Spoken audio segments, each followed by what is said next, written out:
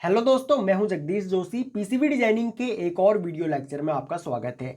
आज का ये वीडियो कितना लंबा होगा मुझे नहीं पता, क्योंकि आज के इस लेक्चर में हम लोगों ने डिसाइड ये किया है कि आपको बिल्कुल जीरो लेवल से हम लोग स्टार्ट करेंगे पीसीबी डिजाइनिंग, और बिल्कुल एडवांस लेवल तक सिर्फ एक ही लेक्चर में हम लोग इसको कवर करेंगे, ताकि आप लोगों को छोटे छोटे जो टॉपिक होते हैं पीसीबी डिजाइनिंग से रिलेटेड वो आपको अलग अलग वीडियोस में ना ढूंढने पड़े। तो इसलिए मैं आपको रिकमेंड करूंगा कि ये वीडियो आप लोगों ने पूरा जरूर देखना है। अभी अगर आपके पास टाइम नहीं है तो इस वीडियो को आप लोग यहीं पे रोक दो, ठीक है? आगे देखने की जरूरत नहीं है। आप लोग इस वीडियो को डाउनलोड कर लो या फिर अपनी वॉच लिस्ट में आप लोग इसको ऐड कर लो, ताकि जब आपके पास टाइम हो तो आप लोग इस वीडियो को एक बार जरूर देख लेना, क्योंकि बहुत हेल्प मिलेगी आपको इस वीडियो को देखने के बाद। क्योंकि इस वीडियो में मैं आपको स्कीमेटिक डिजाइनिंग और पीसीबी लेआउट, उसके बाद उसका 3D व्यू, सब कुछ बिल्कुल जीरो लेवल से समझाने वाला हूं।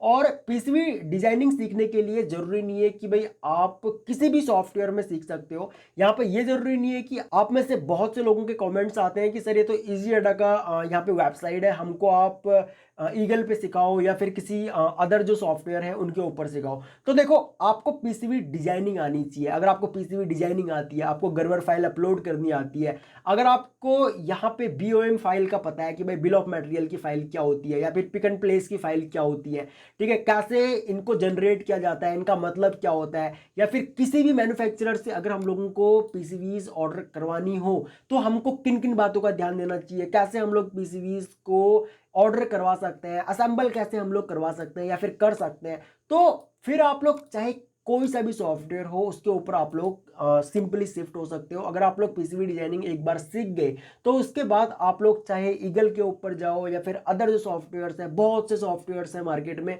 आप लोग किसी के ऊपर भी शिफ्ट हो सकते हो। ओके, मेन चीज है कि हमारे जो बेसिक कॉन्सेप्ट हैं वो सारे कॉन्सेप्ट हम लोगों के क्लियर होने चाहिए। तो यहाँ पे हम लोगों की वेबसाइट है इजी अड्डा। आप लोग एक काम करो, आप लोग सबसे पहले तो वीडियो के नीचे डिस्क्रिप्शन में जाओ। डिस्क्रिप्शन में आपको एक लिंक मिलेगा glcpcb.com का। आप लोगों ने इस लिंक पे क्लिक करना है, वीडियो के नीचे डिस्क्रिप्शन में मिल जाएगा आप लोगों को। उसके बाद आप लोगों ने देखो क्या काम करना है। हम लोग तो खैर जेएलसी पीसीबी से 2018 से हम लोग पीसीबी ऑर्डर करते हुए आ रहे हैं। तो यहाँ पे आप लोगों ने क्या काम करना है, सबसे पहले तो आप लोगों ने यहाँ पे साइन अप कर लेना है। मैंने यहाँ पे ऑलरेडी साइन अप किया हुआ है, तो यहाँ पे देखो, यहाँ पे मेरा यूजर आईडी आ रहा है जोशी789। आप लोगों ने साइन अप कर लेना है। नॉर्मल डिटेल्स आपसे मांगी जाएंगी, आपका ईमेल आईडी वगैरह, नाम वगैरह, या फिर लॉगिन डिटेल्स आपसे मांगी जाएंगी, ठीक है? मतलब यूजर नेम बनाने के लिए बोला जाएगा, तो वो बना लेना। ईमेल आईडी वेरीफाई कर लेना, एंड उसके बाद जब ईमेल आईडी आपकी वेरीफाई हो जाए तो यहाँ पे आपका अकाउंट लॉगिन हो जाएगा। उसके बाद आप लोगों ने क्या काम करना है, सबसे नीचे आना है। और ये जो पूरा प्रोसेस है ना, ये बिल्कुल फ्री है। आप फ्री में पीसीबी डिजाइनिंग सीख जाओगे। वेबसाइट जो है ये भी बिल्कुल फ्री है, बिल्कुल 100% फ्री है। 1 रुपया आपसे कोई भी चार्ज नहीं ले रहा। आप जब पीसीबीज यहाँ से ऑर्डर करोगे तो उसका आप लोगों ने पैसा देना है। जो आप लोग पीसीबी असेंबल करवाओगे या फिर पीसीबीज ऑर्डर करोगे तो उसका आपने पैसा देना है, अगर आप लोग ऑर्डर करना चाहते हो तो। वरना लर्निंग पर्पस के लिए आप लोगों ने 1 रुपया कहीं पर भी नहीं देना है, या फिर आपको अलग से कोई सॉफ्टवेयर यहाँ पे डाउनलोड नहीं करना है। ओके, कई बार क्या होता है, ईगल या फिर अदर जो सॉफ्टवेयर हम लोग डाउनलोड करते हैं तो वो हमारे सिस्टम सपोर्ट ही नहीं करते हैं। ओके, या फिर बहुत स्लो कर देते हैं हमारे सिस्टम को। तो इससे अच्छा है आप लोग ऐसी ही वेबसाइट्स के ऊपर आओ। मैं जरूरी नहीं है कि इसी वेबसाइट के ऊपर सीखो, किसी भी वेबसाइट के ऊपर सीखो, लेकिन वेबसाइट्स के ऊपर कोशिश करो सीखने का। जब आप लोग सीख जाओ, एक्सपर्ट बन जाओ, उसके बाद फिर आप लोग इन सॉफ्टवेयर्स के ऊपर शिफ्ट हो सकते हो, ठीक है? उसके बाद आप लोगों ने सबसे नीचे आना है। यहाँ पे एक वेबसाइट मिलेगी आप लोगों को नेटवर्क साइट्स में, इजी अड्डा। इस पे आप लोग क्लिक करो। जैसे आप लोग इस पे क्लिक करोगे तो यहाँ पे इजी अड्डा डिजाइनर आप लोगों को शो होगा, इस पे आप लोग क्लिक कर लो। अभी इन लोगों का न्यू वर्जन, यहाँ पे प्रो एडिशन इन लोगों ने लॉन्च किया है। आप लोग चाहो तो यहाँ पे एसटीडी एडिशन, जो कि पुराना वर्जन है इन लोगों का, या फिर प्रो वर्जन पे भी आप लोग यहाँ पे क्लिक कर सकते हो। प्रो वर्जन में क्या है, आप लोगों को कुछ एक्स्ट्रा यहाँ पे फीचर्स मिल जाएंगे। मान के चलो, यहाँ पे मैं एक काम करता हूँ, डेमो लेक्चर यहाँ पे लिख देता हूँ। ओके, एंड उसके बाद डिस्क्रिप्शन ऐड करना हो, यहाँ पे डिस्क्रिप्शन भी हम लोग ऐड कर सकते हैं। मैं सिंपली यहाँ पे सेव कर देता हूँ। ओके, अब जैसे यहाँ पे मैं सेव करूँगा तो ये थोड़ा सा यहाँ पे टाइम लेगा, ठीक है? क्योंकि ये इन लोगों ने प्रो वर्जन यहाँ पे इजी अड्डा का लॉन्च किया है। तो यहाँ पे भी आप लोग अपना जो भी आपकी स्कीमेटिक डिजाइनिंग है वो आप लोग कर सकते हो। लेकिन मैं आपको यहाँ पे जो इनका पुराना वाला वर्जन है ना, यहाँ पे मैं आप लोगों को सिखाऊंगा। मैं ये भी दिखा देता हूँ आप लोगों को। लाइब्रेरी यहाँ पे मिलेगी आप लोगों को, यहाँ पर भी जो कॉमन लाइब्रेरी है वो आपको यहाँ पर भी मिल जाएगी, ठीक है, सेम ये वाली, ठीक है, सेम यहाँ ये जो लाइब्रेरी है ये सेम इसी की तरह। यहाँ पे तो खैर आप लोग सर्च कर सकते हो। उसके अलावा जो कॉमन लाइब्रेरी है वो यहाँ पे है, सेम इसी तरीके से यहाँ पर भी आपको कॉमन लाइब्रेरी मिल जाएगी। ओके, एंड यहाँ पे आप लोग अपनी पीसीबीज को डिजाइन कर सकते हो। बाकी यहाँ पे अगर आप लोग देखोगे तो बिल ऑफ मटेरियल हो गया, या फिर उसके बाद यहाँ पे नेट लिस्ट हो गया, या फिर यहाँ पे आपका ऑर्डर पीसीबी हो गया, ये सब ऑप्शंस आप लोगों को यहाँ पर भी मिल जाएंगे। तो मैं एक काम करता हूँ, इसको तो करता हूँ फिलहाल यहाँ पे क्लोज, ठीक है। अब जैसे ही आप लोग यहाँ पे आ जाओगे तो आप लोगों ने क्या काम करना है, यहाँ पर भी अपना अकाउंट एक बार लॉगिन कर लेना है। अगर आप लोग जेएलसी पीसीबी यहाँ पर एक बार अपना अकाउंट बना लोगे तो यहाँ पे दोबारा अकाउंट बनाने की जरूरत नहीं है आप लोगों को, वो एक ही अकाउंट आपका चल जाएगा। यहाँ पर सिर्फ आप लोगों ने एक बार लॉगिन कर लेना। देखो मेरे केस में यहाँ पे सेम यूजर नेम मेरे को शो कर रहा है, ठीक है। उसके बाद आप लोग जैसे ही यहाँ पे इजी अड्डा डिजाइनर पे आओगे तो इस टाइप का इंटरफेस आप लोगों को यहाँ पे देखने को मिलेगा, ठीक है, कुछ इस टाइप का। आप लोगों ने क्या काम करना है, या फिर इस टाइप का नाम मिले तो आप लोगों ने यहाँ पे आपको न्यू प्रोजेक्ट का यहाँ पे एक ऑप्शन मिल जाएगा। न्यू प्रोजेक्ट पे आप लोगों ने क्या काम करना है, यहाँ पे अपना न्यू प्रोजेक्ट का नेम डालना है, जो भी आपका नेम हो। मान के चलो मैं यहाँ पे एक काम करता हूँ, न्यू लेक्चर डाल देता हूँ। एंड उसके बाद यहाँ पे डिस्क्रिप्शन ऐड करना हो अगर आप लोगों को अपने लेक्चर का, तो वो आप लोग ऐड कर सकते हो। और यहाँ पे पाथ भी आप लोग इसको दे सकते हो।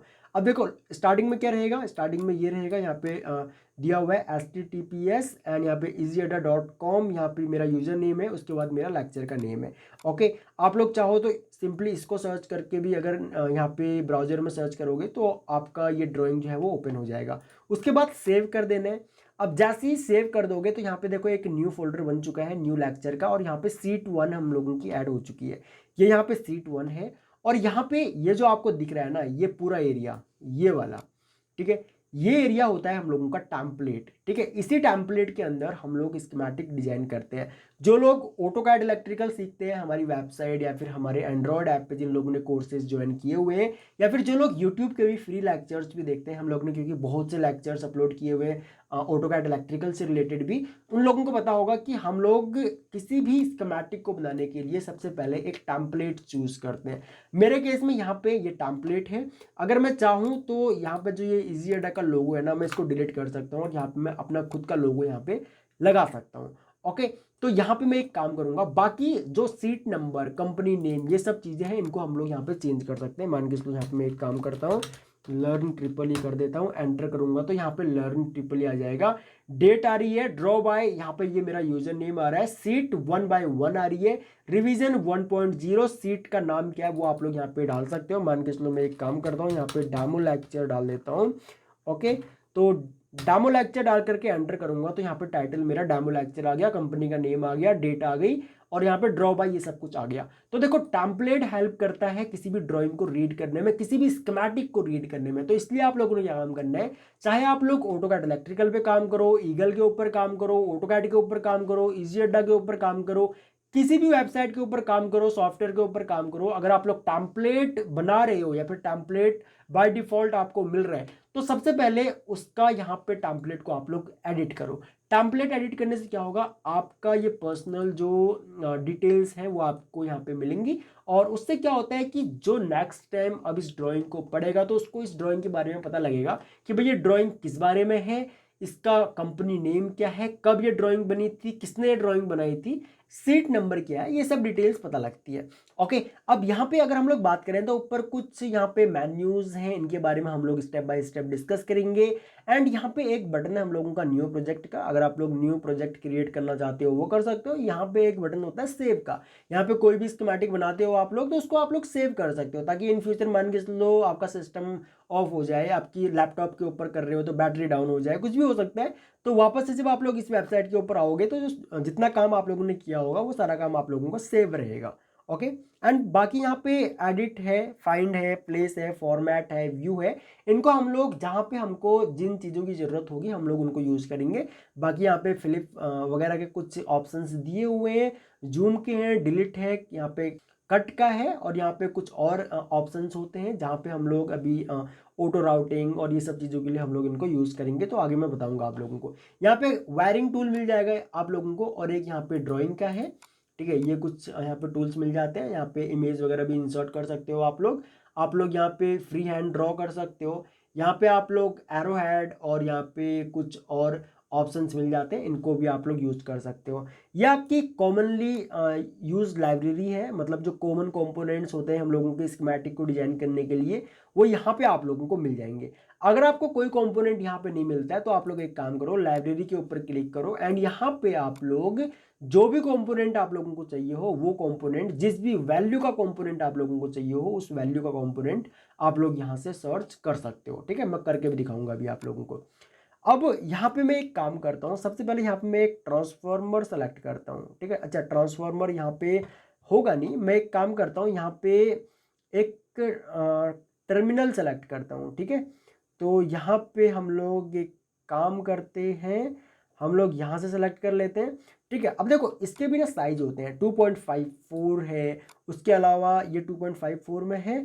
ठीक है, और यहाँ पे मिलेंगे आप लोगों को, देखो ये भी चाहिए, भी 2.54 है, और यहाँ पे देखो ये 5 का है और 5.08 का है। ठीक है, तो ये अलग अलग साइज के होते हैं, जो भी साइज आप लोगों को यूज करना हो अपने स्कीमेटिक में आप लोग वो कर सकते हो। अगर आपको नहीं आइडिया लग रहा है कि भाई कौन सा साइज क्या होता है तो कोई बात नहीं, आप लोग धीरे धीरे सीख जाओगे। ओके, उसके बाद स्कीमेटिक डिजाइन करने के लिए जब हम लोग पीसीबीज को डिजाइन करते हैं तो सबसे बड़ा कन्फ्यूजन तो ये रहता है कि सर हम लोग किस कंपोनेंट को सेलेक्ट करना है, ये हमको कैसे पता लगेगा। तो देखो ये चीज़ें पता लगती हैं एक्सपीरियंस से, ये चीज़ें पता लगती हैं जब आपको बेसिक इलेक्ट्रॉनिक्स आता होगा, आपको रेजिस्टेंस के बारे में पता हो, मतलब रजिस्टर क्या होते हैं, कैपेसिटर्स क्या होते हैं, पोर्ट क्या होते हैं, कितने टाइप के कैपेसिटर्स होते हैं, रजिस्टर कितने टाइप्स के होते हैं, ट्रांजिस्टर क्या है, मॉसफेट क्या है, आईसी क्या होती है, या फिर वोल्टेज रेगुलेटर आईसी क्या होती है। पॉजिटिव में अगर हम लोग वोल्टेज को कंट्रोल करेंगे, रेगुलेट करेंगे तो कौन सी आईसी यूज करेंगे, नेगेटिव में करेंगे तो कौन सी आईसी यूज करेंगे। अब मैं आपको कुछ चीज़ें समझाऊंगा, अभी यहाँ पे दिखाऊंगा मैं आप लोगों को। तो मैं फिलहाल एक काम करता हूँ, यहाँ पे मैं एक टर्मिनल सेलेक्ट कर लेता हूँ। ठीक है, ये है हम लोगों का, इसको हम लोग सेलेक्ट कर लेते हैं, जहाँ पे हम लोग मान के चलो एसी वोल्टेज कनेक्ट करेंगे। ठीक है, यहाँ पे मैं एक काम करूँगा, मैं यहाँ पे लाइन कनेक्ट करूँगा, यहाँ पे मैं न्यूट्रल कनेक्ट करूँगा 220 वोल्ट। ठीक है, मैं सिंपल, अच्छा यहाँ पे लॉजिक ढूंढने की कोशिश मत करना सर्किट में, मैं आपको समझाऊंगा सारी चीजें अभी। ठीक है, आप लोग उसके बाद यहाँ पे मैं एक काम करूंगा, मैं डायोड सेलेक्ट करूंगा। अब देखो ये दोनों ही सिंबल्स आप लोगों को लगभग एक जैसे दिख रहे होंगे, यहाँ पे सिर्फ 2 तीर के निशान बने हुए हैं। अब ये तो है हम लोगों का डायोड, इस डायोड का जो नंबर है वो है 1N4007, और ये है हम लोगों की एलईडी। ठीक है, जिसमें एक तो डायोड का सिंबल आप लोग याद कर लो, उसके बाद डायोड के सिंबल में आप लोग 2 तीर के निशान बाहर की तरफ कर दो तो वो हो जाएगा आपका एलईडी।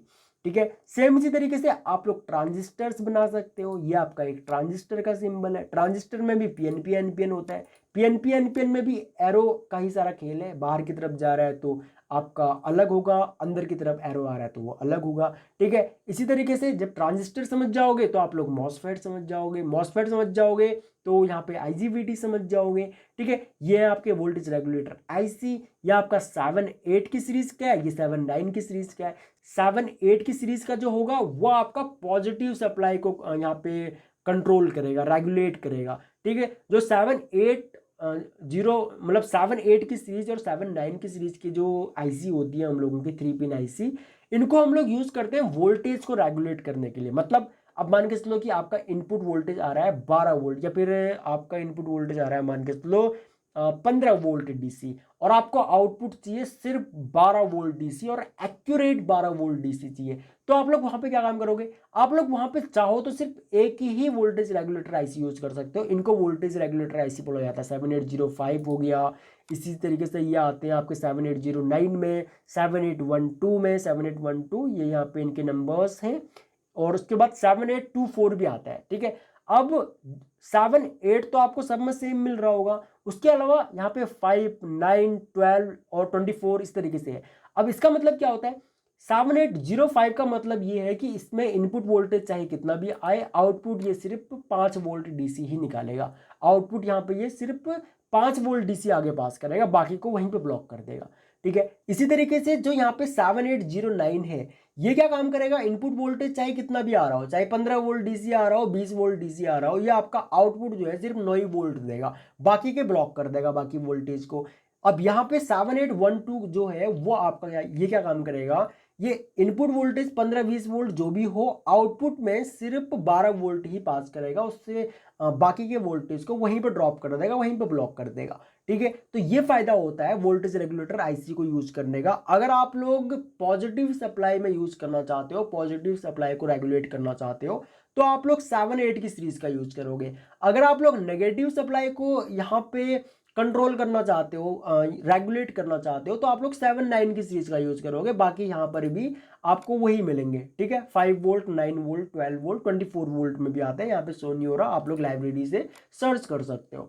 ओके, अब इसी तरीके से यहाँ पे कैपेसिटर का भी होता है। कैपेसिटर का क्या है, अब एक तरीके से ना मान के चलो कि भाई आपको आउटपुट वोल्टेज चाहिए 16 वोल्ट डीसी, तो आप लोग अब क्या काम करोगे, कैपेसिटर यूज करोगे आप लोग 25 वोल्ट का। आप लोग यूज कर सकते हो 1000 माइक्रोफेराड 25 वोल्ट। आपको चाहिए मान के चलो 12 वोल्ट आउटपुट डीसी, तो आप लोग क्या काम करोगे 16 वोल्ट 1000 माइक्रोफेराड का आप लोग यूज कर लोगे। ठीक है, तो इस तरीके से कैपेसिटर यहाँ पे सेलेक्ट किए जाते हैं। और रजिस्टर जो हम लोग सेलेक्ट करते हैं वो तो हमको कैलकुलेट करना पड़ता है। आप लोगों ने ओम्स लॉ पढ़ा होगा, V इक्वल टू IR। ठीक है, अब V क्या है, हम लोगों का वोल्टेज है, I क्या है, हम लोगों का करंट है, और R है हम लोगों का रेजिस्टेंस। ठीक है, अब इसी तरीके से वोल्टेज निकालना है तो V इक्वल टू IR कर दोगे। ठीक है, करंट निकालना है तो V अपॉन में क्या काम कर दोगे, आप लोग R नीचे ले आओगे। ठीक है, अब इसी तरीके से आप लोग यहाँ पे वोल्टेज, करंट और रेजिस्टेंस इस फॉर्मूले से निकाल सकते हो। जो भी आपको वोल्टेज चाहिए आप लोग सिंपली कैलकुलेट कर लो, और रजिस्टर की वैल्यू आप लोग निकाल सकते हो, वोल्टेज निकाल सकते हो, करंट निकाल सकते हो। ठीक है, यहाँ पे हम लोग एक सिंपल सा सर्किट बनाएंगे और उसके अकॉर्डिंग हम लोग सारी चीजें यहाँ पे अभी समझ लेंगे। ठीक है, अब मैं एक काम करता हूँ, यहाँ पे हम लोगों ने लगा दिया एक तो यहाँ पे टर्मिनल। ठीक है, अब देखो आप लोगों ने पढ़ा होगा कि हम लोग एसी को डीसी में कन्वर्ट करने के लिए अक्सर यूज करते हैं रेक्टिफायर। आप लोगों ने इलेक्ट्रॉनिक्स में पढ़ा होगा कि भाई दो तरीके के रेक्टिफायर होते हैं हम लोगों के। एक तो होता है हाफ वेव रेक्टिफायर और दूसरा होता है हम लोगों का full wave rectifier. Half wave rectifier जो होता है हम लोगों का, वो सिर्फ हाफ वेव को, एसी की जो हाफ, मतलब एसी में क्या होता है ना, साइनोसॉइडल वेव फॉर्म बनती है इस टाइप की। ठीक है, इस टाइप की वेव फॉर्म बनेगी आपकी साइनोसॉइडल में। ओके, और जो हमारी साइनोसॉइडल वेव फॉर्म होती है, जब हम लोग एसी को डीसी में कन्वर्ट करते हैं, तो हम लोग चाहते हैं कि भाई डीसी बिल्कुल प्योर इस तरीके से हमको मिले। ठीक है, एक बिल्कुल सिंगल लाइन में कोई भी इसमें फ्लक्चुएशन नहीं होनी चाहिए। ठीक है, तो वो होती है हम लोगों की डीसी। लेकिन जब हम लोग एक डायोड यूज करते हैं अपने सर्किट में, एसी को डीसी में कन्वर्ट करने के लिए एक डायोड यूज करते हैं, तो वहां पे हम लोग एक डायोड यूज करने पे सिर्फ एसी की एक ही वेव को रेक्टिफायर कर रहे होते हैं। क्योंकि जो हमारी एसी की साइनोसॉइडल वेव फॉर्म होती है वो पॉजिटिव में भी जाती है, वो नेगेटिव में भी जाती है। ठीक है, अब मान के चलो ये लाइन है, ये पॉजिटिव हो गया, ठीक है, और ये हो गया हम लोगों का नेगेटिव, तो आपका जो वेव फॉर्म होगी वो पॉजिटिव भी जाएगी या नेगेटिव भी जाएगी। इस तरीके से साइकिल बनता है। ठीक है, इस तरीके से साइकिल बनता है। अब यहाँ पे होगा क्या कि एक डायोड यूज करने से सिर्फ एक ही साइकिल आपकी रेक्टिफायर होगी, दूसरी साइकिल आपकी रेक्टिफायर नहीं होगी, तो इसको बोला जाता है हाफ वेव रेक्टिफायर। जब हम लोग बात करते हैं फुल वेव रेक्टिफायर की, तो फुल वेव रेक्टिफायर में क्या होता है, हम लोगों का पूरी वेव जो है वो रेक्टिफायर होती है। ठीक है, फुल वेव हम लोगों की यहाँ पे रेक्टिफायर हो जाती है। और फुल वेव रेक्टिफायर में आप लोग दो डायोड यूज कर सकते हो, आप लोग ब्रिज रेक्टिफायर यूज कर सकते हो। ब्रिज रेक्टिफायर कैसे बनता है, ब्रिज रेक्टिफायर बनता है 4 डायोड को यूज करके। अब जब आप लोग स्कीमेटिक बनाओगे तो आप लोग 4 डायोड अलग अलग लेके रेक्टिफायर बना सकते हो, ब्रिज रेक्टिफायर, या फिर आप लोग एक ब्रिज रेक्टिफायर सेलेक्ट भी कर सकते हो। यहाँ पे मैं एक काम करता हूँ, ब्रिज रेक्टिफायर, ठीक है, यहाँ पे रेक्टिफायर हम लोग सेलेक्ट कर ले, मतलब सर्च कर लेते हैं। तो जैसे मैं इस पर क्लिक करूंगा तो यहाँ पे देखो, यहाँ पे मेरे को जो ब्रिज रेक्टिफायर है उसका एक तो मुझे जो लाइव व्यू होता है, ठीक है, कि भाई कैसा दिखेगा वो मुझे यहाँ पे मिल गया। उसका पीसीबी लेआउट में कैसे इसका मतलब फुटप्रिंट क्या होगा वो मुझे मिल गया, और यहाँ पे मुझे सिंबल मिल गया, और ये मेरे कर्सर पे अटैच भी हो गया। मैं यहाँ से इसको क्लोज कर देता हूँ। ये ब्रिज रेक्टिफायर जी आ गया हम लोगों के कर्सर पे। हम लोग इसको यहाँ पे इंसर्ट कैसे करेंगे, सिंगल लेफ्ट क्लिक करेंगे अपने माउस से, या फिर अगर आपके पास कीबोर्ड के ऊपर कर रहे हो आप लोग तो क्लिक कर दो, और उसके बाद अपने माउस में आप लोग, माउस है अगर आपके पास तो आप लोग राइट क्लिक कर दो। ठीक है, तो ये आपका जो सिंबल है ना, मान के चलो ये है, इंसर्ट किया, एक क्लिक किया, ये अब भी मेरे कर्सर पे यहाँ पे अटैच है। अब मैं क्या काम करूँगा, अपने माउस में राइट क्लिक कर दूंगा तो ये हट जाएगा। ठीक है, डिलीट करना है इसको तो आप लोग इस तरीके से सेलेक्ट कर लो। सेलेक्ट कैसे करोगे, अपने माउस से यहाँ पे लेफ्ट क्लिक करो, इस तरीके से इसको सेलेक्ट कर लो। अब ये रेड हो गया, अपने कीबोर्ड में डिलीट का बटन प्रेस कर दो, ये डिलीट हो जाएगा। ठीक है, सिंपल है। उसके बाद अब ये देखो, मैं आपसे बात कर रहा था ब्रिज रेक्टिफायर के बारे में, तो जी ये आ गया आपका ब्रिज रेक्टिफायर। ठीक है, अब ब्रिज रेक्टिफायर का काम क्या होता है, आप इसको इनपुट एसी वोल्टेज दो। मान के चलो यहाँ पे मेरा 12 वोल्ट या फिर 13 वोल्ट एसी आ रहा है किसी ट्रांसफॉर्मर से, किसी स्टेप डाउन ट्रांसफॉर्मर में मैंने क्या काम किया, मैंने उसको इनपुट तो दिया 220 वोल्ट एसी, और वो ट्रांसफॉर्मर था मान के चलो 12012 का। 12012 का मतलब क्या हुआ, आउटपुट में 3 वायरें होंगी उस ट्रांसफॉर्मर में, और उन 3 ट्रांसफॉर्मर से हम लोगों को एक से 12 मिलेगा, दूसरे से 12 मिलेगा, और बीच वाली जो वायर होगी उससे 0 वोल्ट मिलेगा। उसको बोला जाता है 12012 का ट्रांसफॉर्मर। ठीक है, यह आउटपुट है। अब हम लोग क्या काम करेंगे, जो 12 वोल्ट जो है उन दोनों को हम लोग आपस में कनेक्ट कर देंगे, और जो 0 वोल्ट है उसको हम लोग यहाँ पे ले लेंगे। या फिर आप लोग एक काम और भी कर सकते हो, चलो वो मैं आगे बताऊंगा आप लोगों को। ठीक है, अब आप लोग मान के चलो कि 2 ही वायर है आप लोगों की, 12 का ट्रांसफॉर्मर है। ठीक है, 12 का जो है उसको हम लोग अभी ब्रिज रेक्टिफायर बनाएंगे, तब हम लोग समझ लेंगे। जो 12 या फिर जो 12 का ट्रांसफॉर्मर है, 12 का भी आएगा, 12 में सिर्फ 2 ही वायर होंगी ट्रांसफॉर्मर की आउटपुट में।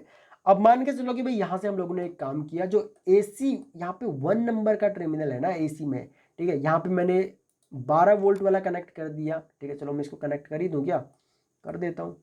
ठीक है, यहाँ पे मैं एक काम करता हूँ, मैं यहाँ पे लेके आता हूँ, और उसके बाद एक क्लिक तो कर देता हूँ यहाँ पे, उसके बाद ऊपर लेके आता हूँ। ठीक है, ये 1 नंबर जो है ना इसकी सिधाई में यहाँ पे लेके आऊँगा, उसके बाद यहाँ पे इसको कनेक्ट कर दूंगा। अब जैसे ये इस टर्मिनल पे ये लाइन आएगी हम लोगों की, तो यहाँ पे देखो एक डॉट बन जाएगा, मैं क्लिक कर दूंगा यहाँ पे। ठीक है, ये वायर हम लोगों की यहाँ पे कनेक्ट हो गई। उसके बाद जो दूसरा वाला एसी का टर्मिनल है 3 नंबर वाला, इसको भी हम लोग कनेक्ट कर देते हैं। एक काम करते हैं, यहाँ पे लाते हैं और एक क्लिक यहाँ पे कर देते हैं, एक क्लिक यहाँ पे कर देते हैं, और इसको हम लोग यहाँ पे इस तरीके से कनेक्ट कर देते हैं। ओके, तो ये अगर आपको ऐसा लग रहा है कि भाई ये वायर यहाँ पे कनेक्ट होगी, मतलब जुड़ गई होगी, तो ये वायर यहाँ पे जुड़ी नहीं है। ठीक है, ये दोनों अलग अलग है, सेपरेट है। अगर जुड़ी हुई होती तो यहाँ पे डॉट बन जाता। ठीक है, अभी हम लोग वो भी करके देखेंगे। या फिर एक काम करता हूँ, मैं यहाँ से एक वायर ले लेता हूँ और इसको मैं यहाँ पे कनेक्ट कर देता हूँ इस तरीके से। तो देखो यहाँ पे रेड कलर का एक डॉट बन गया। ठीक है, अभी जो आपको हमारे कर्सर पे रेड कलर का ये मतलब प्लस का आइकन जो आपको शो हो रहा होगा ना, इसका मतलब ये है कि हमारे कर्सर पे अब भी वायर अटैच है। ठीक है, यहाँ पे हम लोग कहीं से भी लेके आएंगे तो हम लोग वायर यहाँ पे कनेक्ट कर सकते हैं। अपने कर्सर से वायर रिमूव करनी है तो आप लोग अपने जो माउस है, माउस पे आप लोग राइट क्लिक कर दो, रिमूव हो जाएगा। या फिर यहाँ पे भी अगर मैं राइट क्लिक करूँगा तो ये रिमूव हो जाएगा। मैं एक काम करता हूँ, इन वायर्स को तो पहले डिलीट कर देता हूँ, इसको भी मैं सेलेक्ट कर लेता हूँ, डिलीट कर देता हूँ। ठीक है, अब ये हो गया। अब इस रेक्टिफायर में आपको 2 टर्मिनल मिलेंगे अब। ठीक है, अब रेक्टिफायर को एसी मिला, अब इस रेक्टिफायर ने क्या काम किया, ये ब्रिज रेक्टिफायर है।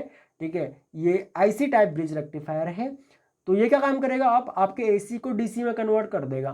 ठीक है, ये प्लस से आपको प्लस मान के चलिए 12 वोल्ट आपका एसी आ रहा था, ये तो यहाँ पे प्लस से आपको 12 वोल्ट एसी मिल जाएगा, और माइनस से आपको 0 वोल्ट मिल जाएगा। तो इस तरीके से आपको अब इस रेक्टिफायर ने क्या काम किया, आपके एसी को डीसी में कन्वर्ट कर दिया। लेकिन रेक्टिफायर जब एसी को डीसी में कन्वर्ट करता है तो वो जो आपकी डीसी होती है ना, वो बिल्कुल प्योर डीसी नहीं होती है, उसमें भी कुछ ना कुछ मतलब वो ना आपका फ्लक्चुएशन रहती है उस डीसी में।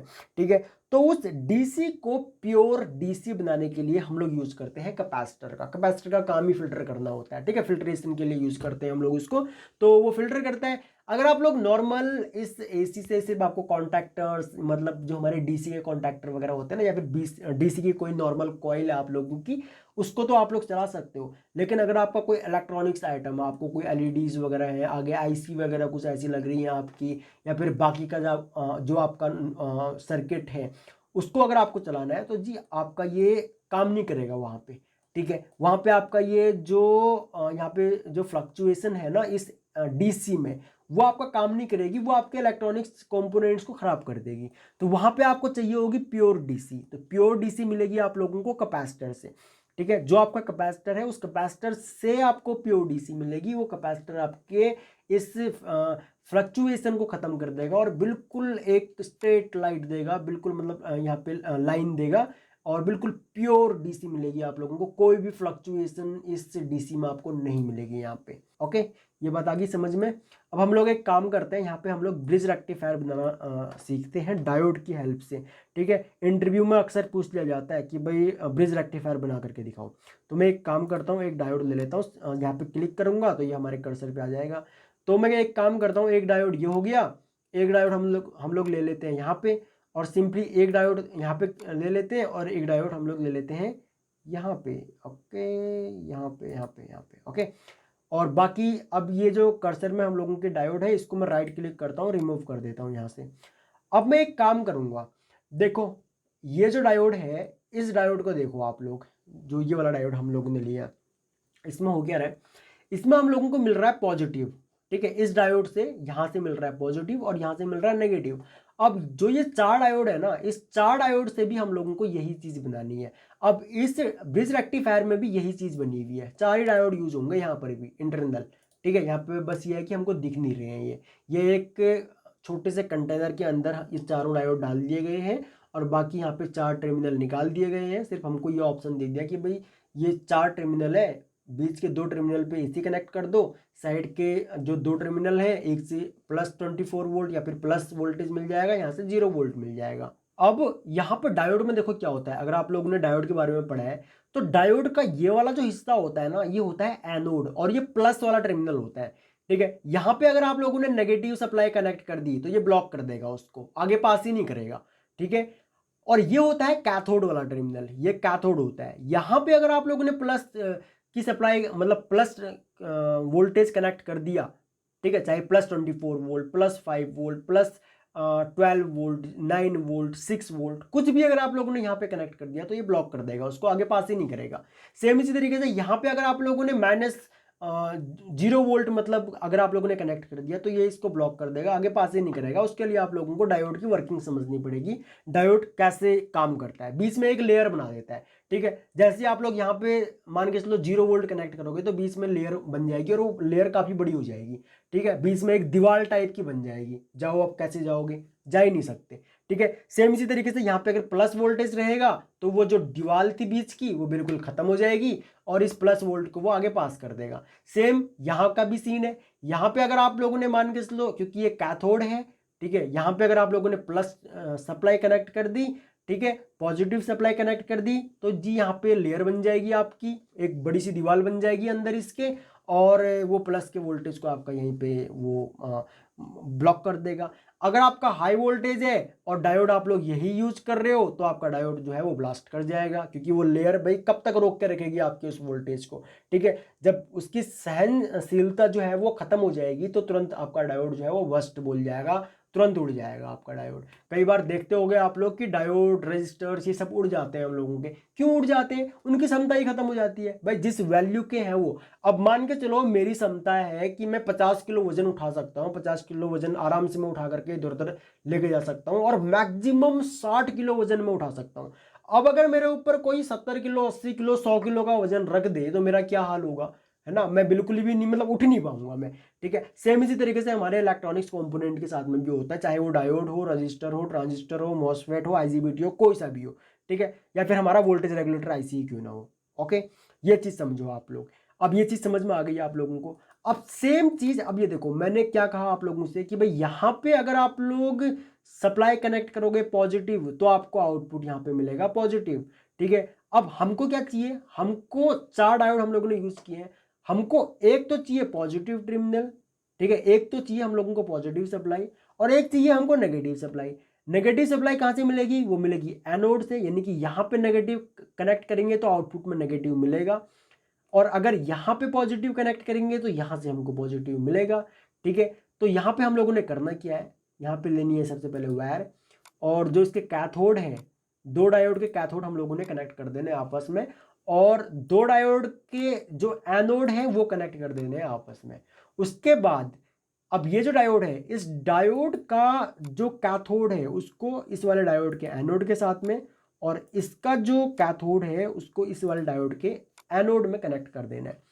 ठीक है, उसके बाद यहाँ पे हम लोगों ने काम करना है, जो हम लोगों की एसी सप्लाई है ना, यहीं से ले लेता हूँ मैं। ठीक है, एक टर्मिनल कनेक्ट कर देना है यहाँ पे और एक कनेक्ट कर देना है हमको यहाँ पे। अब होगा क्या, ये जो एसी है ना आपकी, ये तो एसी है। ठीक है, अब ये एसी सप्लाई जब ये ब्रिज रेक्टिफायर से जब डीसी में बनेगा तो वहां पे क्या होगा कि यहां से हमको मिल जाएगा 0 वोल्ट, यहां से हमको मिल जाएगा +वोल्ट। ठीक है, पॉजिटिव सप्लाई जो भी हो आपकी 5 वोल्ट, 9 वोल्ट, 12 वोल्ट, 24 वोल्ट जो भी हो वो आपको मिलेगी यहां से कैथोड से, और एनोड से मिलेगा आपको 0 वोल्ट। क्योंकि ये जो डायोड है ये पॉजिटिव सप्लाई तो यहाँ पे एनोड की तरफ देंगे नहीं। ठीक है, पॉजिटिव को तो ये ब्लॉक कर देंगे, सिर्फ नेगेटिव को पास करेंगे। सेम इसी तरीके से ये जो डायोड है यहाँ पे ये सिर्फ पॉजिटिव को ही पास करेंगे कैथोड की तरफ। ठीक है, एनोड से कैथोड की तरफ पॉजिटिव सप्लाई को पास करेंगे, नेगेटिव को ब्लॉक कर देंगे, नेगेटिव को यहाँ भेजेंगे और यहाँ से आपको ये इन दोनों ही डायोड्स के एनोड पे मिलेगा 0 वोल्ट नेगेटिव सप्लाई। ठीक है, तो इस तरीके से बनता है आपका ब्रिज रेक्टिफायर। और ये जो ब्रिज रेक्टिफायर है यहाँ पर भी यही किया गया है। ठीक है, आपका जो ये एसी के 1 और 3 वाले टर्मिनल है ना, ये यही वाले टर्मिनल है, 2 डायोड के बीच के यहाँ पे मतलब टर्मिनल्स हैं। और ये जो पॉजिटिव वाला टर्मिनल है यहाँ पे 2 डायोड कनेक्ट किए हुए हैं और यहाँ से इनका कैथोड निकाल दिया बाहर। ठीक है, ये 2 नंबर हो गया, यहाँ से पॉजिटिव मिल जाएगा। और यहाँ पे 2 डायोड के एनोड कनेक्ट कर रखे हैं माइनस पे, यहाँ से आपको मिल जाएगा 0 वोल्ट। तो ये बन गया आपका एक ब्रिज रेक्टिफायर 4 डायोड को यूज करके। अगर अब आपसे कोई बोलता है कि भाई ब्रिज रेक्टिफायर बनाओ, आराम से बना सकते हो आप लोग। अब हम लोग एक काम करेंगे, हम लोग यहाँ पे लेंगे कैपेसिटर। ठीक है, अच्छा मैं एक काम करता हूँ ना, चलो इसको मैं तो डिलीट कर देता हूँ। ओके, ये आपको समझ में आ ही गया होगा कैसे हम लोग ब्रिज रेक्टिफायर बनाते हैं। उसके बाद हम लोग देखते हैं कि भाई अब ब्रिज रेक्टिफायर ने एसी को डीसी में तो कन्वर्ट कर ही दिया। अब हम लोग देखते हैं कि भाई इस जो डीसी हमको मिल रही है यहाँ से, उस डीसी में मतलब बहुत सारे यहाँ पे फ्लक्चुएशंस हैं। भाई मुझे तो प्योर डीसी चाहिए, तो प्योर डीसी के लिए क्या काम करूँगा मैं यूज़ करूँगा कैपेसिटर। ठीक है, यहाँ पे ये देखो ये कैपेसिटर्स हैं हम लोगों के पास।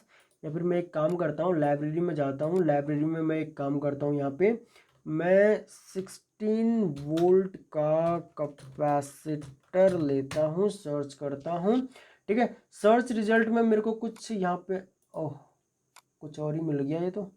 ठीक है, कैपेसिटर आएंगे, कैपेसिटर ढूंढते हैं हम लोग। एक काम करते हैं, यहाँ पे 1000 माइक्रोफेराड का कैपेसिटर सर्च करते हैं। ओके, तो यहाँ पे कैपेसिटर आने चाहिए हम लोगों के।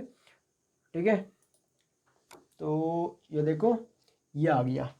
ठीक है, इसका हम लोगों को प्रीव्यू भी देखने को मिल रहा है, इसका हम लोगों को जो फुटप्रिंट है वो भी मिल रहा है। ये फुटप्रिंट होते हैं, ठीक है, ये सिंबल है हम लोगों का। तो मैं इसको यूज करता हूँ यहाँ पे। अब कैपेसिटर में 2 टर्मिनल होते हैं हम लोगों के, एक होता है पॉजिटिव और एक होता है नेगेटिव टर्मिनल।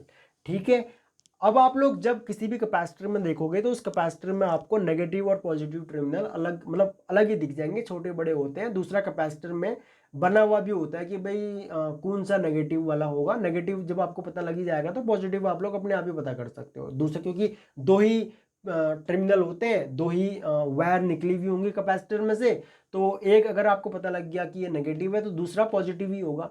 तो अब क्या काम करना है, कैपेसिटर में यहाँ पे जो आपका ब्रिज रेक्टिफायर है ना, इस ब्रिज रेक्टिफायर में जो पॉजिटिव वाला टर्मिनल है इसको आप लोगों ने कैपेसिटर के पॉजिटिव के साथ में कनेक्ट कर देना है, और ब्रिज रेक्टिफायर का जो नेगेटिव वाला टर्मिनल है इसको नेगेटिव के साथ में यहाँ पे कनेक्ट कर देना है।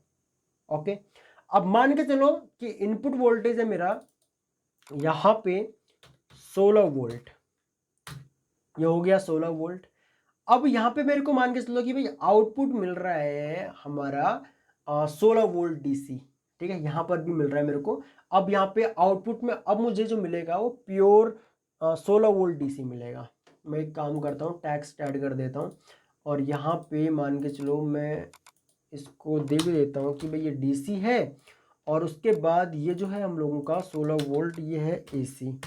ठीक है, 16 वोल्ट एसी, 16 वोल्ट डीसी, इसको हम लोग इस तरीके से यहाँ पे अपने मतलब किसी भी टेक्स्ट को इधर उधर करना है ना आप लोगों ने, तो उस पर आप लोग अपने माउस से लेफ्ट क्लिक करके रखो और इस तरीके से ड्रैग कर सकते हो कहीं पर भी। ओके, अब 16 वोल्ट है, मुझे चाहिए कितना, मुझे यहाँ पे चाहिए सिर्फ 12 वोल्ट आउटपुट में। 12 वोल्ट से ज़्यादा मुझे चाहिए ही नहीं, मुझे सिर्फ 12 वोल्ट चाहिए। तो अब मैं एक काम करूँगा, मैं लगाऊंगा वोल्टेज रेगुलेटर आईसी। ठीक है, ये हम लोगों की। तो यहाँ पे मैं एक काम करता हूँ, 7812 ले लेता हूँ। ओके, तो 7812, ओह सॉरी सॉरी सॉरी, ये है 7812, इसको सेलेक्ट करेंगे और इसको हम लोग यूज़ करते हैं यहाँ पे कुछ इस तरीके से। ठीक है, मैं दिखाता हूँ आप लोगों को 7812 की आईसी होती कैसी है। यहाँ पे सर्च कर लेते हैं आईसी 7812। ओके, ये हम लोगों की जी 7812 की आईसी। ठीक है, ये वाली होती है। ओके, इसमें फर्स्ट जो पिन है आपका ये इनपुट होगा, बीच वाला ग्राउंड होगा और सबसे लास्ट वाला आपका ये आउटपुट होगा। ठीक है, इस तरीके से आप लोग इनको यूज कर सकते हो। यहाँ पे लिखा हुआ भी रहता है L7812, यहाँ पे C भी लिखा हुआ है। ठीक है, तो 12 वोल्ट आउटपुट देगा ये आप लोगों को। ठीक है, इसका मतलब ये होता है 78 की सीरीज का है, 12 का मतलब 12 वोल्ट देगा। 05 होता तो यहाँ पे 0 वोल्ट देता, ओ सॉरी 5 वोल्ट देता। ठीक है, तो इनपुट में हम लोग अब यहाँ पे क्या काम करेंगे, हम लोग पॉजिटिव सप्लाई यहाँ पे कनेक्ट कर देंगे। ये कनेक्ट हो गया। उसके बाद जो ग्राउंड है, ग्राउंड को हम लोग 0 वोल्ट के साथ में यहाँ पे कनेक्ट कर देंगे। ओके, अब यहाँ पे एक तो है 3 नंबर, ठीक है, और एक है हम लोगों का यहाँ पे 0 नंबर। ओके, ये दोनों। ठीक है, अब यहाँ पे अब हमको जो आउटपुट मिलेगा ना, इसको मैं एक काम करता हूँ, यहाँ से ले करके और इसको हम लोग यहाँ पे इस तरीके से ले आते हैं। ठीक है, तो अब यहाँ पे होगा क्या कि यहाँ से मिलेगा हम लोगों को +12 वोल्ट, यहाँ से मिलेगा हम लोगों को 0 वोल्ट। तो इस तरीके से हमको अब आउटपुट में जो सप्लाई मिलेगी वो मिलेगी 12 वोल्ट DC। ओके, ये हो गया हम लोगों का। इतना आप लोगों को समझ में आ गया कि कैसे हम लोगों ने ब्रिज रेक्टिफायर बनाना है, कैसे हम लोगों ने ब्रिज रेक्टिफायर सेलेक्ट करना है, कनेक्शन कैसे करने हैं, कैपेसिटर हम लोगों को कैसे सेलेक्ट करना है, उसकी रेटिंग क्या होनी चाहिए, कैसे हम लोग सेलेक्ट करेंगे, वोल्टेज रेगुलेटर आईसी हम लोग कैसे सेलेक्ट करेंगे। और हाँ, ये लेक्चर कंप्लीट होने के बाद अगर आपको अगला भी डिटेल लेक्चर चाहिए ना, तो उसके लिए आपको वीडियो के नीचे कमेंट करके मुझे बताना पड़ेगा। मुझे बताना पड़ेगा आप लोगों को कि भाई आपको नेक्स्ट लेक्चर चाहिए, तभी जा करके मैं नेक्स्ट लेक्चर बनाऊंगा, वरना मैं नेक्स्ट लेक्चर नहीं बनाने वाला हूँ। क्योंकि आपके जो फीडबैक्स हैं वो बहुत इंपॉर्टेंट होते हैं हम लोगों के लिए। हम लोग काफ़ी मोटिवेट होते हैं आप लोगों के फीडबैक्स पढ़ करके और आप लोगों के लिए और भी ज़्यादा लेक्चर्स बनाने के लिए। तो प्लीज़ अपना फीडबैक ज़रूर दिया कीजिए, हमें ज़रूर बताया करो कि आपको किस टॉपिक के ऊपर लेक्चर चाहिए और आपको जो लेक्चर्स हैं वो रियली पसंद आ रहे हैं या नहीं आ रहे हैं, या फिर आपको कुछ सीखने को मिल रहा है या नहीं मिल रहा है। ठीक है, तो ये आपको पता लग गया, यहाँ पे तीनों कंपोनेंट्स का आप लोगों को पता लग गया। उसके बाद यहाँ पे 12 वोल्ट DC है। अब इस 12 वोल्ट DC को यूज करने के लिए हम लोग एक काम कर सकते हैं, हम लोग यहाँ पे एक टर्मिनल अगेन यहाँ पे यूज कर सकते हैं। मैं इसको यहाँ पे लगा देता हूँ एंड उसके बाद यहाँ पे मैं इस वायर को जो है ना यहाँ पे कनेक्ट कर देता हूँ। ठीक है, इसको भी मैं यहाँ पे कनेक्ट कर दूंगा। तो क्या होगा, इन दोनों टर्मिनल से अब मुझे 12 वोल्ट DC मिल जाएगा। मैं चाहूँ तो इसको भी एडिट कर सकता हूँ, इस टेक्स्ट पे डबल क्लिक करूँगा तो यहाँ पे 12 वोल्ट DC हम लोग लिख सकते हैं। ये मैं एक बिल्कुल बेसिक सा सर्किट बना रहा हूँ। ओके, बेसिक सा स्कीमेटिक बना रहा हूँ यहाँ पे मैं। होने को तो यहाँ पे आप लोग जेनर डायोड भी यूज कर सकते थे। जेनर डायोड अब क्या होता है, अगर आप लोगों ने देखो बेसिक इलेक्ट्रॉनिक्स या फिर इलेक्ट्रॉनिक्स तो देखो आपको पढ़नी ही पड़ेगी अगर आप लोग PCB डिजाइनिंग सीखना चाहते हो तो। ठीक है, जेनर डायोड जो होता है उसको भी हम लोग रेगुलेट करने के लिए अपने DC सप्लाई को, या फिर हम लोग जो रिवर्स वोल्टेज होता है ना हम लोगों का, उसको ब्लॉक करने के लिए भी हम लोग डायोड को भी यूज़ करते हैं, जेनर डायोड को भी यूज़ करते हैं हम लोग, एज अ रेगुलेटर भी यूज़ करते हैं हम लोग जेनर डायोड को। ओके, तो वो भी हम लोग यहाँ पे यूज़ कर सकते हैं। मैं बिल्कुल ही बेसिक सा सर्किट यहाँ पे बता रहा हूँ आप लोगों को। अब ये बन गया हम लोगों का स्कीमेटिक। ओके, यहाँ तक हम लोग इसको, इस स्कीमेटिक को यहीं तक छोड़ते हैं। उसके बाद हम लोग एक काम करते हैं, इसको हम लोग सेव कर लेते हैं। यहाँ पे ये सेव का ऑप्शन आ रहा है। ठीक है, यहाँ पे देखो सेव हो गया, सेव सक्सेसफुली हम लोगों को शो हो रहा था। उसके बाद हम लोग अब एक काम करेंगे, हम लोग यहाँ पे डिजाइन पे आएंगे और कन्वर्ट स्कीमेटिक टू पीसीबी पे क्लिक करेंगे, क्योंकि ये तो हम लोगों की स्कीमेटिक बन गई, अब हमको इसको पीसीबी में कन्वर्ट करना पड़ेगा। तो उसके लिए हम लोग एक काम करेंगे, कन्वर्ट स्कीमेटिक टू पीसीबी पे क्लिक करेंगे। तो यहाँ पे न्यू पीसीबी में यूनिट एमएम में या फिर मिली में ये आप लोग यहाँ पे डाल सकते हो। कॉपर लेयर कितनी चाहिए वो आप लोग यहाँ पे ऐड कर सकते हो। बाकी लेयर्स वगैरह, कॉपर लेयर्स, इसका फायदा क्या होता है वो हम लोग आगे डिस्कस करेंगे आने वाले लेक्चर्स में, जब हम लोग थोड़ा सा और एडवांस में पहुंच जाएंगे। उसके बाद बोर्ड आउटलाइन आप लोग सेलेक्ट कर सकते हो। तो मैं एक काम करता हूँ, यहाँ पे रेक्टेंगुलर ही सेलेक्ट कर लेता हूँ। बाकी एक्सेस वगैरह अगर आप लोगों को पता है कि भाई क्या रखनी है आप लोगों ने, वो कर सकते हो। मैं सिंपली यहाँ पे अप्लाई कर देता हूँ। ओके, तो ये आ गया। ठीक है, अब ये हम लोगों का यहाँ पे लेआउट, इसी लेआउट के अंदर हम लोग अपने इन कंपोनेंट्स को अरेंज करेंगे। ठीक है, सबसे पहले तो यहाँ पे मैं अपना ब्रिज रेक्टिफायर लगाता हूँ। ब्रिज रेक्टिफायर यहाँ पे ले आते हैं, ये हो गया हम लोगों का यहाँ पे ब्रिज रेक्टिफायर। ठीक है, उसके बाद ये जो हमारे टर्मिनल्स हैं इनको भी हम लोग यहाँ पे अरेंज करते हैं। एक हो गया हम लोगों का यहाँ पे, दूसरा आ जाएगा मेरा यहाँ पे। ठीक है, उसके बाद यहाँ पे मैं इस कैपेसिटर को भी ले लेता हूँ और यहाँ पे मैं इस वोल्टेज रेगुलेटर आईसी को भी ले लेता हूँ। ओके, इसको अगर मैं चाहूँ तो रोटेट कर सकता हूँ यहाँ पे। ठीक है, रोटेट फ्लिप कर सकते हैं हम लोग इस तरीके से, एंड इसको मैं यहाँ पे अरेंज कर देता हूँ। ठीक है, थोड़ा सा ये खुले खुले हो जाएंगे कंपोनेंट हम लोगों की। ओके, इस तरीके से। बाकी अगर आप लोग अब यहाँ पे इसका साइज, इसको रीसाइज करना चाहो तो इस तरीके से रीसाइज भी कर सकते हो कंपोनेंट्स को। ठीक है, मैं थोड़ा सा इनको नीचे ले आता हूँ। ठीक है, यहाँ पर इस तरीके से। ओके, तो यहाँ पे हम लोग थोड़ा सा एडजस्ट कर लेते हैं कंपोनेंट्स को। उसके बाद अगर आपको यहाँ पे अब होल करने हैं पीसीबी में, ताकि अगर आप लोग इस पीसीबी को कहीं पर माउंट करना चाहो तो आप लोग माउंट कर पाओ, तो आप लोग यहाँ पे क्या काम कर सकते हो, आप लोग यहाँ पे एक टूल होता है हम लोगों के पास होल का, आप लोग इस होल वाले टूल को सेलेक्ट करो और एक होल आप लोग मतलब कहीं पर भी कर सकते हो। वैसे मैं काम करता हूँ, एक होल यहाँ पे कर देता हूँ, एक होल कर देता हूँ मैं यहाँ पे। ठीक है, एक होल मैं कर देता हूँ इसका यहाँ पे। ठीक है, और एक होल मैं कर देता हूँ यहाँ पे। ठीक है, कुछ इस तरीके से। उसके बाद मैं यहाँ पे राइट क्लिक करूँगा तो ये रिमूव हो जाएगा हमारे कर्सर से। उसके बाद यहाँ पे अब ये जो कंपोनेंट आप लोगों को दिख रहे हैं ना, ये भी कनेक्ट नहीं है, पीसीबी लेआउट में कनेक्ट नहीं है। ये आपका स्कीमेटिक में तो कनेक्ट है, ठीक है, लेकिन ये पीसीबी लेआउट में कनेक्ट नहीं है। तो इसके लिए हमें इनकी राउटिंग करनी पड़ेगी। अब राउटिंग आप लोग चाहो तो मैनुअल कर सकते हो या फिर ऑटो में कर सकते हो। मैनुअल कैसे होगा, यहाँ से आप लोग ट्रैक सेलेक्ट कर लो और इस तरीके से सेलेक्ट करके आप लोग इनको यहाँ पे कनेक्ट कर सकते हो। अब ये मान के चलो ये वाला जो टर्मिनल है ये यहाँ पे कनेक्ट होगा, क्योंकि यहाँ पे ब्लू कलर की लाइन आप लोगों को दिख रही होगी, ये यहाँ पे कनेक्ट होगा, ये वाला यहाँ पे कनेक्ट होगा, इसी तरीके से ये यहाँ पे होगा, उसके बाद यहाँ पे होगा। अगर आप लोग चाहो तो मैनुअल कर सकते हो, अगर आप लोग चाहो तो ऑटो राउटिंग भी कर सकते हो। ऑटो राउटिंग कैसे होगी, यहाँ पे राउट पे आ जाओ, राउट पे आने के बाद यहाँ पे ऑटो राउट पे क्लिक करो। ऑटो राउट पे आने के बाद यहाँ पे रियल टाइम डिस्प्ले, ये सब चीज़ें आप लोगों को शो होंगी। और लेयर वगैरह अगर आप लोगों को कुछ चाहिए या फिर यहाँ पे कुछ नेट्स आप लोगों को स्किप करने हैं तो वो भी आप लोग कर सकते हो। मैं एक काम करता हूँ, फिलहाल यहाँ पे रन पे क्लिक करता हूँ। ठीक है, तो यहाँ पे देखो, यहाँ पे एक्सेप्टेड लिखा हुआ आ रहा है एंड यहाँ पे 13 यहाँ पे आपके पिंस वगैरह हैं टोटल, जो मतलब यहाँ पे जो छोड़ दिए इसने वो 0 और फेल्ड 0 यहाँ पे शो कर रहा है। मैं ओके पे क्लिक करता हूँ तो ये देखो अब इसकी राउटिंग हो चुकी है। अब यहाँ पे दो लेयर आप लोगों को शो हो रही होंगी, एक तो रेड और एक ब्लू। अब रेड वाले पे अगर क्लिक करोगे ना, तो रेड वाले पे क्लिक करते ही यहाँ पे लेयर में आपको शो होगा टॉप लेयर, यानी कि ये जो आपका, अब देखो ये पीसीबी में क्या होता है कि ये टर्मिनल और ये टर्मिनल कॉपर की एक छोटी सी मतलब पतली सी पत्ती से ये यहाँ पे कनेक्ट होते हैं।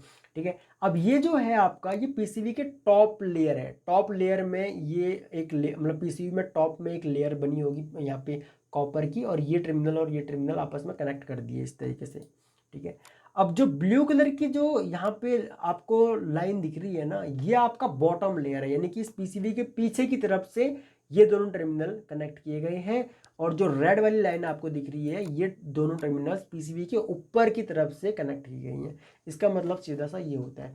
ठीक है, अगर आप लोग मान के चलो कोई आपका ये मान के चलो कि भाई पावर के टर्मिनल हैं, तो आप लोग इनका ना वो बढ़ा भी सकते हो, विड्थ वगैरह मान के चलो। यहाँ पे मैं एक काम करता हूँ, यहाँ पे मैं कर देता हूँ 50, एंटर करता हूँ तो देखो इसका जो विड्थ है वो बढ़ गया अब। ठीक है, नॉर्मल से बढ़ गया ना।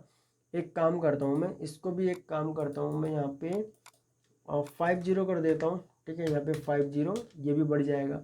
अगर आप लोग चाहते तो ऑटो राउटिंग में भी ये सब चीज़ें कर सकते थे, बाकी वो ऑटो राउटिंग में अगर नहीं करनी है, अगर कुछ एक ही लाइंस आप लोगों को या फिर कुछ एक ही यहाँ पे अगर आप लोगों को चाहिए कि भाई, क्योंकि ये भी लोड के अकॉर्डिंग होता है, जैसे हम लोग अपने इलेक्ट्रिकल में करते हैं ना, इलेक्ट्रिकल या इलेक्ट्रॉनिक्स में लोड के अकॉर्डिंग हम लोग वायर सेलेक्ट करते हैं, कंपोनेंट सेलेक्ट करते हैं, सेम इसी तरीके से यहाँ पर भी होता है। लोड के अकॉर्डिंग ही आप लोग यहाँ पे राउटिंग ये सब चीज़ें करोगे। जहाँ पे आप लोग 5 वोल्ट 12 वोल्ट ऐसे आप लोग कंट्रोल कर रहे हो तो वहाँ पे नॉर्मल रख सकते हो आप लोग।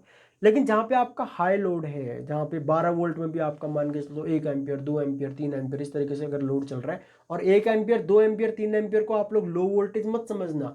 एसी में 1 एम्पियर 2 एम्पियर तो मार देता है इंसान को। जहाँ 1 एम्पियर 2 एम्पियर का लोड चल रहा हो और वहाँ पे अगर आप लोगों ने मान लो किसी ने भी ह्यूमन बॉडी अगर वहाँ पे कनेक्ट हो जाती है और वो बॉडी अर्थ हो जाती है अगर, तो वो ख़त्म कर देगी इंसान को, ठीक है, तुरंत ही।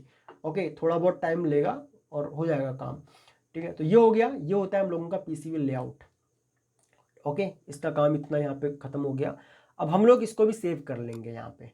ओके, सेव करने के बाद 2D 3D ये दो ऑप्शन होते हैं। एक तो अगर आप लोग 2D पे क्लिक करोगे तो जी ये है आपकी 2D पीसीबी, ठीक है। इसको हम लोग कर देते हैं यहाँ से साइड में, और इसको भी यहाँ से कर देते हैं हम लोग साइड में।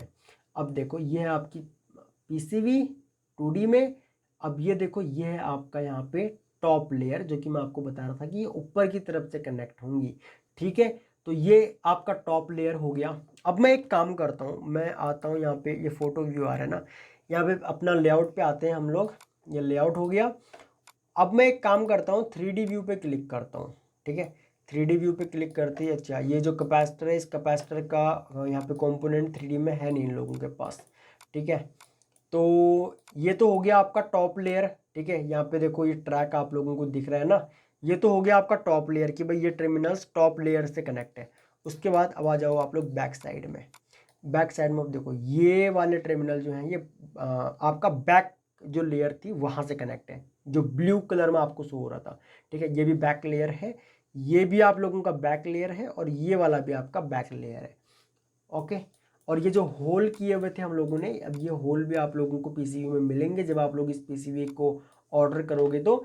और यहाँ पे आप लोग स्क्रू में कहीं पर भी इसको माउंट कर सकते हो, ठीक है। ये आपका होता है ब्रिज रेक्टिफायर। देखो यहाँ पे ये ब्रिज रेक्टिफायर इस तरीके से, इसमें AC DC नहीं लिखा होगा, प्लस माइनस का मतलब होगा कि ये आउटपुट है आपका, ठीक है। यहाँ से आपको DC मिलेगा।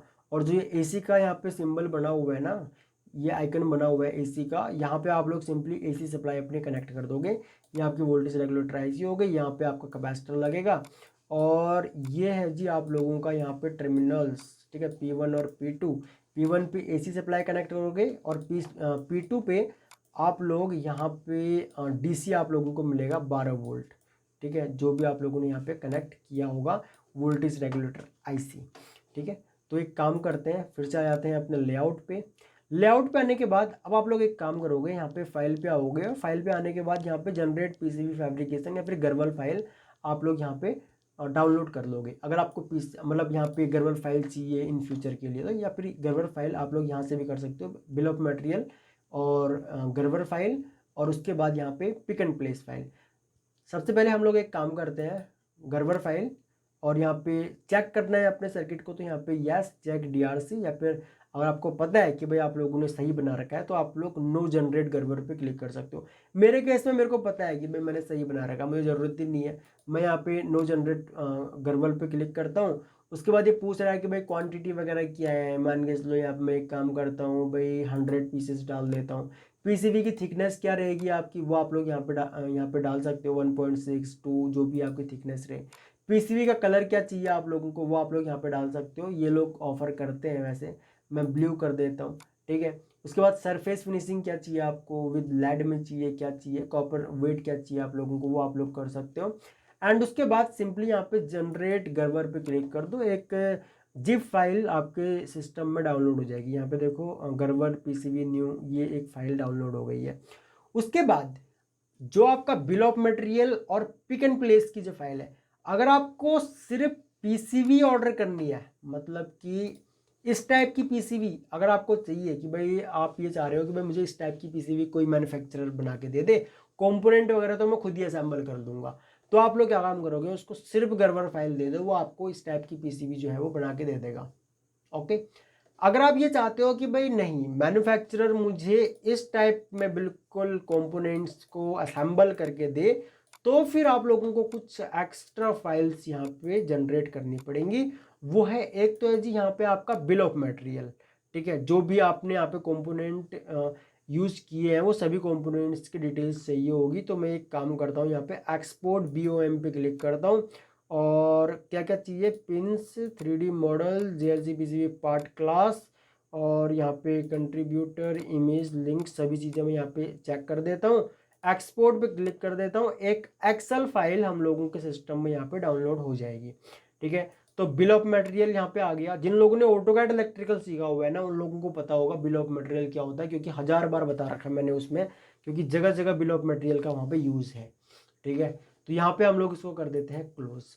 उसके बाद एक होता है पिक एंड प्लेस फाइल। अब पिक एंड प्लेस फाइल जो होती है ना आप लोगों की, वो हेल्प करती है आपके मशीन को, क्योंकि ये जो कंपोनेंट है, अगर आप लोगों ने यहाँ पे मान के चलो 10,000 पीसीबीज ऑर्डर कर दी, तो कंपनी का तो भाई प्रॉमिस है, कंपनी आपको 5 दिन के अंदर 10,000 पीसीबीज बनानी है, आपको डिलीवर करनी है। मैक्सिमम 7 से 8 दिन के अंदर पीसीबी आपके घर पे होंगे। ठीक है, कंपनी तो ये वादा करती है। तो 10,000 पीसीबीज इतनी जल्दी कंपनी कैसे बनाएगी? तो ये सब कुछ ऑटोमेटिक होता है। ठीक है, सब कुछ मशीन करती है, यहाँ पे ह्यूमन बॉडी का कोई रोल ही नहीं है, सब कुछ मशीन ही ने ही करना है। ह्यूमन बॉडी ने तो सिर्फ ये कंपोनेंट मशीन में डाल देने हैं, और बाकी मशीन ने खुद ही सिलेक्ट करना है आपके जो भी आपने यहाँ पे पिक एंड प्लेस और बिल ऑफ मटेरियल की जो फाइलें दी है उसके अकॉर्डिंग। अब जो पिक एंड प्लेस की जो फाइल है, ये हेल्प करती है मशीन को ये समझने में कि भाई कौन सा कंपोनेंट कहाँ पे असेंबल करना है, कहाँ पे कनेक्ट करना है। वरना मशीन को क्या पता, मान के चलो मशीन को ये तो पता लग गया भाई आपकी पीसीबी का साइज क्या है। अब आपकी पीसीबी में जो P1 वाला टर्मिनल है वो कहाँ पे, यानी कि ऊपर से उसका साइज क्या होगा, एक्यूरेट साइज, ये दोनों पिंस कहाँ पे होंगी, मशीन को कैसे पता लगेगा? सेम इसी तरीके से ये जो आपका गर्वर फाइल है, मशीन को कैसे पता लगेगा कि भाई आपका जो ये रेक्टिफायर है, सॉरी गर्वर फाइल बोल दिया, जो आपका ये रेक्टिफायर है, ये रेक्टिफायर में जो 4 पिंस हैं वो कहाँ पे है, पीसीयू में यहाँ पर है, यहाँ पर है, यहाँ पर है, या फिर यहाँ पर है, कहाँ पर है, वो कैसे पता लगेगा? वो इस यहाँ पे पिक एंड प्लेस की जो फाइल है यहाँ से पता लगेगा, इससे पता लगेगा। ठीक है, अब मशीन फिर एक्यूरेट आपके इस कंपोनेंट को यहीं पर असेंबल करेगी, और यहाँ पर भी जो ये होल है ना, 4 होल होंगे, इन्हीं होल में यहाँ पे असेंबल करेगी। ठीक है, अगर यहाँ पे अगर आप लोग कोई एरर डाल दोगे ना, कुछ गलत कर दोगे, तो तुरंत एक तो मशीन आपके कंपोनेंट्स को असेंबल ही नहीं करेगी, आपका ये रिजेक्ट हो जाएगा। ठीक है, दूसरा मशीन तुरंत अलार्म जनरेट कर देगी। मशीन अपना नुकसान तो करेगी नहीं, क्योंकि अगर कोई मशीन इस तरीके से ऑटोमेटिक डिजाइन की गई है, और अगर कोई शरारत कर दे, मान के चलो पिक एंड प्लेस की फाइल में गड़बड़ कर दे और कुछ साइजेस को चेंज कर दे, तो उस केस में भाई मैन्युफैक्चरर की तो मशीन सीधा सीधा एक्सीडेंट हो जाएगा। यहाँ पे असेंबल करना था, आपने यहाँ की उसमें वैल्यू डाल दी, तो मशीन सीधा पीसीयू में कंपोनेंट को यहाँ पे देके मारेगी। ठीक है, तो उस केस में ऐसा नहीं होता है। अगर हल्का सा भी मशीन को लगेगा कि भाई नहीं ये गड़बड़ है, तो तुरंत मशीन रुक जाएगी, वहीं पे अलार्म जनरेट कर देगी, और आपकी पीसीबी उसके बाद इंजीनियर्स आएंगे, चेक करेंगे, पहली ही पीसीबी देखेंगे कि भाई तो गलत है, रिजेक्ट, पूरा माल रिजेक्ट आपका। ठीक है, तो उस चीज़ का आप लोगों ने ध्यान देना है। उसके बाद यहाँ पे हम लोग इसको भी एक्सपोर्ट कर लेंगे, तो एक और एक्सेल फाइल आप लोगों की यहाँ पे डाउनलोड हो जाएगी। तो ये 3 फाइलें हो गई अब आपकी डाउनलोड। एक तो गर्वर है, गर्वर चाहिए आप लोगों को, आपको पीसीबी ऑर्डर करने के लिए। ठीक है, ये पीसीबी अगर आपको असेंबल भी करवाने हैं कंपोनेंट, ठीक है, तो आपको बिल ऑफ मटेरियल, और उसके अलावा आप लोगों को यहाँ पे पिक एंड प्लेस, ये 2 फाइलें आपको चाहिए रहेंगी। ठीक है, तो ये चीज़ें आ गई। अब हम लोग आ जाते हैं यहाँ पे JLC PCB पे। अगर अब आपको यहाँ पे ये पीसीबीज मान के चलो JLC PCB से ही ऑर्डर करनी है, या फिर किसी और भी अगर मैन्युफैक्चरर से अगर आप लोगों को ऑर्डर करनी है, तो आपको गर्वर फाइल अपलोड करनी रहेगी। मान के चलो यहाँ पे मैं एक काम करता हूँ, ऑर्डर नाउ पे क्लिक करता हूँ। ऑर्डर नाउ पे क्लिक करने के बाद यहाँ पे देखो ये कह रहा है ऐड गर्वर फाइल, तो यहाँ पे मैं ऐड गर्वर फाइल पे क्लिक करता हूँ, और मैं अपने गर्वर फाइल को यहाँ पे सेलेक्ट कर लेता हूँ। अपनी गर्वर फाइल सेलेक्ट कर ली, और ये देखो यहाँ पे अपलोड होनी स्टार्ट हो गई। ठीक है, अब जैसे ही ये यहाँ पे अपलोड हो जाएगी, तो जो हम लोगों ने पीसीबी डिजाइन करी थी उसी का हमको फ्रंट व्यू और जो टॉप व्यू और बॉटम व्यू दोनों हम लोगों को यहाँ पे शो हो जाएंगे। उसके बाद नंबर ऑफ पीसीबीज कितनी है, वैसे तो देखो यहाँ पे अभी पीसीबीज क्वांटिटी मुझे 5 शो कर रहा है, तो मुझे कैलकुलेटेड प्राइस 5 का शो कर रहा है कि भाई $2 में हमको ये जो कंपनी है ये दे देगी पीसीबी बना करके। और वेट क्या है वो भी मुझे यहाँ पे शो हो रहा है, 0.13 kg का है। मान के चलो यहाँ पे मैं एक काम करता हूँ 100 पीसेस कर देता हूँ, ठीक है। अब कैलकुलेटेड प्राइस क्या हो गया, $33 हो गया। अगर 2 to 3 डेज में चाहिए यहाँ पे पीसीबी, अच्छा 5 to 6 डेज में ही बनेंगी ये, ठीक है। यहाँ पे जो बिल टाइम जो है वो यहाँ पे कम है, ओके।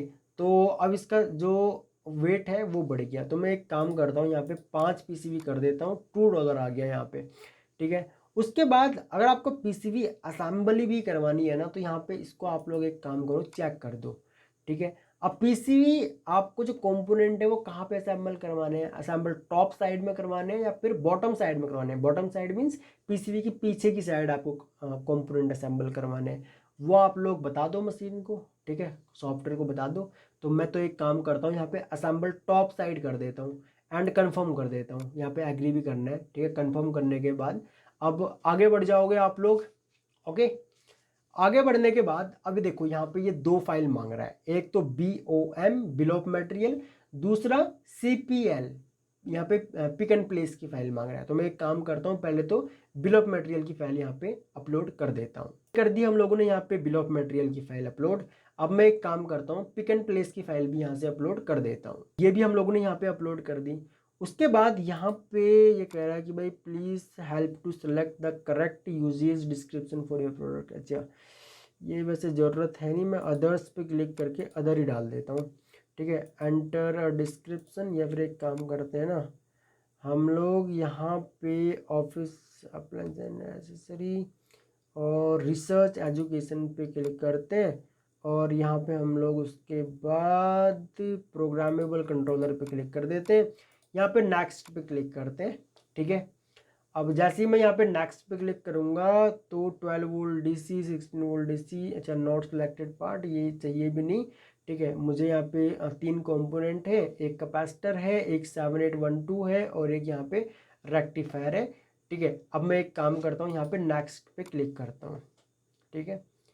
नेक्स्ट पे क्लिक करने के बाद अगेन ये थोड़ा सा यहाँ पे जनरेट करेगा, ठीक है। जनरेट PCBs वगैरह शो कर रहे हैं, तो यहाँ पे कंपोनेंट्स ये यहाँ पे इंसर्ट कर रहा है, ठीक है। अभी आपको ये शो करेगा सारी चीज़ें, थोड़ा सा यहाँ पे रेंडर करेगा 3D मॉडल को, ठीक है।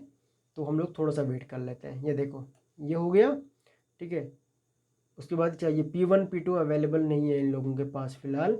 तो यहाँ पे अब देखो आप लोग इनका प्राइस का सिस्टम क्या है।